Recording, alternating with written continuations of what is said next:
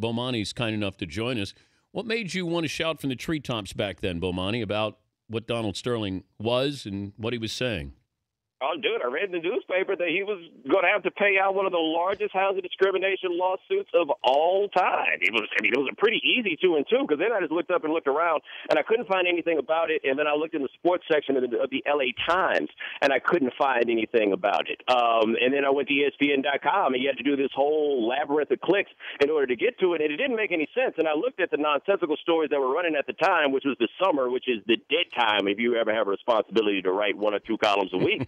And I looked at all the other nonsense that people were writing about, and I was like, really, nobody's on this housing discrimination thing. Ain't that something? But why didn't the NBA respond back then? It's one thing for us in the media or even fans or players, but the NBA didn't respond, did they, or react? Well, there are a couple of things. One, we have to remember the NBA doesn't have an antitrust exemption, so they can't do to him what baseball has the luxury of doing to Marge Schott. They can't just strong-arm him. Stern had always long said that what owners did on their own time was none of his business, and he couldn't do anything. Now, you could do things about players and what they did on their own time, but that was his. The third one that doesn't really get discussed a whole lot is that Donald Sterling had enough good friends in the NBA, and one of them was Jerry Buss. I mean, he chipped Jerry Buss money. Jerry Buss, I want to say that Sterling bought some apartment buildings off of Jerry Buss when Jerry Buss was getting the money together to buy the Lakers in the first place. I mean, this is a pretty interconnected sort of thing, and he just wound up back to office politics. So what happens now? If you're Adam Silver, how do you vet this? What are the other owners? What kind of impact? What's the next shoe to drop? Well, you got to remember, if you're another owner, you're not trying to set up this brave new world where somebody's mistress can ruin them and then you wind up losing your team. I mean, look, like everything, whatever they do to Donald Sterling can happen to any one of these owners at some point, any day. So if somebody decides to get a wild hair and record their conversation, you can wind up losing your team. They're not going for that one. So what I figure is going to happen is there's some measure of suspension, and if you know the history of the Clippers, keeping Donald Sterling away probably helps the team.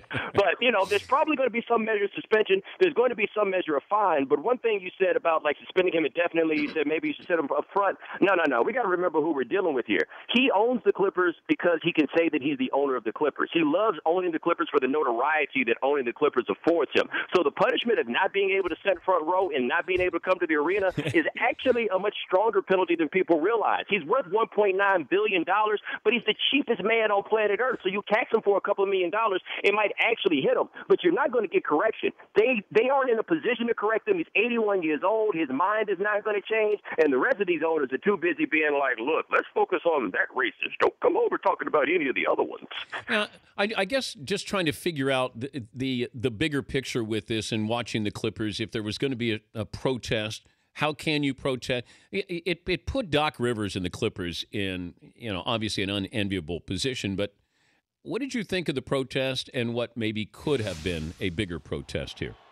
Well, I think they did the best they could. I don't think they really had a whole lot of options because they still work for that team, and I think that people have this drastic misunderstanding as if these guys are in the locker room before games and like, let's go do it for Donald Sterling. Hell no, man. They do it for each other. They do it for the coach. They do this for their dreams. So I think Donald Sterling, generally speaking, is not somebody that they're that concerned about. I think it stung them because they looked up and realized that they're the ones that work for them, and everybody and their mom's going to be looking at them. Well, what are you guys going to do? I thought what they did was fine. What I can't figure out is if you think there's really supposed to be some kind of boycott of Donald Sterling, nobody's talking about the people who live in his buildings leaving and breaking their leases. Nobody said that the Warriors shouldn't have played in that game either for the same reasons. Nobody's saying that any of these executives should stop coming to work and draw a check. So when people look at the Clippers and say, well, what are you going to do to protest? They're the ones least in a position to protest. They're the ones with the least power and agency in this situation. We all got the room to be able to protest. The Warriors don't have to go to Game 5.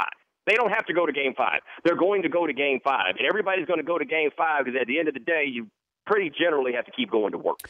Should we know about our bosses? Doc Rivers said, I guess I could have known. These players who go work, they're going to be working under him, taking his paychecks.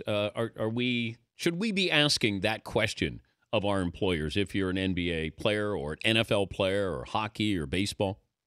Well, I mean, you could ask that question, I suppose. I'd just like to remind people that there's not a lot of ways for good people to make billions of dollars. This game isn't rigged for for you to make billions of dollars being a good dude. That's generally not how it works. You can ask these questions, and I think that if other people ask these questions, they find things. Now, what they find on a lot of these guys that's different than what you find with Sterling is who they give their money to, the political donations that they make and everything else. Sterling's mistake was just putting this in plain words as opposed to everybody else who does it through who they donate their money to. So maybe those guys can ask. I'm looking at Doc Rivers, and I'm looking at the rest of the guys on the Clippers, and I'm saying, we don't believe you. You need more people. You're not going to convince me for a second that you're in the NBA and you never heard the stories about Donald Sterling bringing people into the locker room to watch players shower and to admire their beautiful black bodies. You're telling me they didn't know that? If they did not know that, who the hell is your agent? My guess is guys heard about it and was like, it's not going to be that bad. And then this happened. But I thought Commissioner Stern enabled him when he gave him Chris Paul, when he allowed that deal to fall through with the Lakers, and all of a sudden so the Lakers, who have done great things for the league, now you reward the Clippers and Donald Sterling, who accidentally fell into a championship caliber team here.